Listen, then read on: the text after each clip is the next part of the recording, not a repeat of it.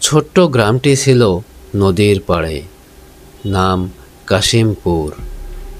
রাতের বেলা এই গ্রামে এক অদ্ভুত নীরবতা নেমে আসত। গ্রামের মানুষজন দিনের আলোতে বেশ কর্মঠ থাকলেও রাতের অন্ধকারে তাদের বাড়ির বাইরে পা ফেলা দুষ্কর।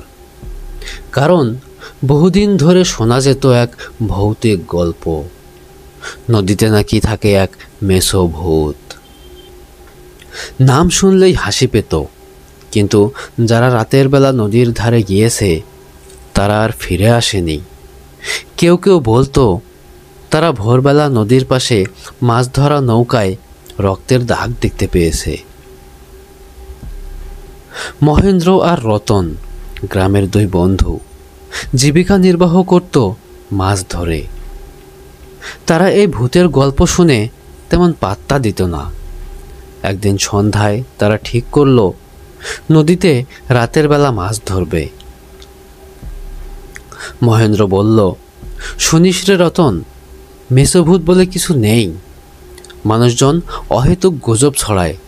আসল কথা হলো রাতে নদীতে বড় বড় মাছ ওঠে, আর আমাদের যদি ভালো মাছ ধরা পড়ে গ্রামের বাজারে বেশ দাম পাওয়া যাবে। রতনও সায় দিল, ঠিক বলেছিস, কাল রাতে বেরোবো আমরা, দেখাই যাক কে আসল ভূত আর কে মানুষ। পরদিন রাতের অন্ধকারে তারা তাদের নৌকাটি নিয়ে নদীতে নেমে পড়ল। চারদিকে গভীর নীরবতা, চাঁদের আলো নদীর জলে মায়াবী আবহ তৈরি করেছিল। মহেন্দ্র আর রতন জাল ফেলল আর অপেক্ষা করতে লাগল। প্রথম দিকে সব কিছু ঠিকঠাক ছিল। হঠাৎ জলের গভীর থেকে অদ্ভুত শব্দ আসতে লাগলো। শব্দটা ঠিক যেন কারো শ্বাস নেওয়ার আওয়াজ। মহেন্দ্র নৌকার এক প্রান্তে দাঁড়িয়ে বলল, রতন, কিছু শুনতে পাচ্ছিস? রতন একটু ভয় পেয়ে বলল, হ্যাঁ রে, অদ্ভুত তো, কোনো বড় মাছ হতে পারে। কিন্তু কিছুক্ষণের মধ্যেই জলের শব্দ বেড়ে গেল। নৌকার চারপাশে ঢেউয়ের তাণ্ডব। হঠাৎ জালের এক কোণ থেকে ভয়ঙ্কর টান পড়ল। মহেন্দ্র আর রতন মিলে চেষ্টা করলো জালটা টেনে তুলতে, কিন্তু জালটা যেন কেউ ভেতর থেকে ধরে রেখেছিল। অন্ধকারের মধ্যেই হঠাৎ নদীর জলে কিছু একটা মাথা তুলে দাঁড়ালো। মহেন্দ্র আর রতন ভালোভাবে দেখতে পেল না, তবে সেটা মানুষের মতো কিছু ছিল না। তার চোখ জ্বলজ্বল করছিল আর মুখটা অদ্ভুতভাবে হাসছিল। সে বলল, কে বলল এই নদী তোমাদের?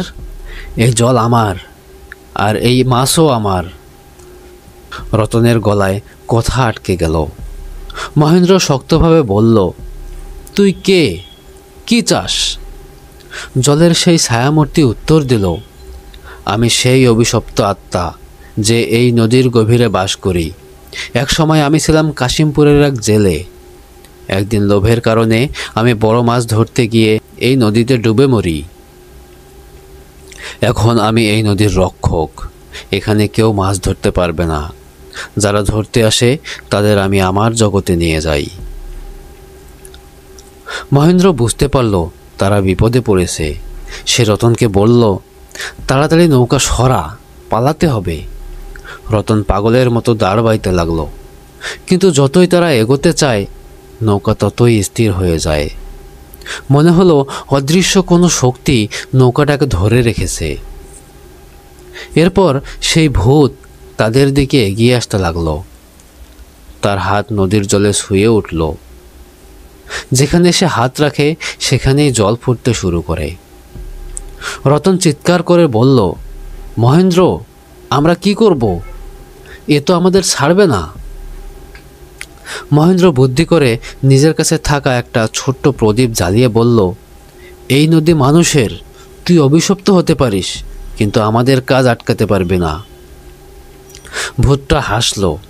তার হাসি নদীর জলে প্রতিধ্বনি তুলল, তোমরা সাহসী, এই সাহসের জন্য আমি তোমাদের প্রাণ নেব না, কিন্তু মনে রেখো এই নদীতে রাতের বেলা আর কখনো আসবে না। এবার যাও। হঠাৎ সেই অদ্ভুত শক্তি যেন হারিয়ে গেল। নৌকাটা নিজে থেকেই চলতে শুরু করলো। মহেন্দ্র আর রতন দ্রুত নদীর পাড়ে পৌঁছালো। তারা আর এক মুহূর্ত দেরি না করে নৌকা ছেড়ে দৌড়ে বাড়ি ফিরে গেল। পরদিন সকালে গ্রামের সবাই দেখল মহেন্দ্র আর রতনের মুখ শুকনো।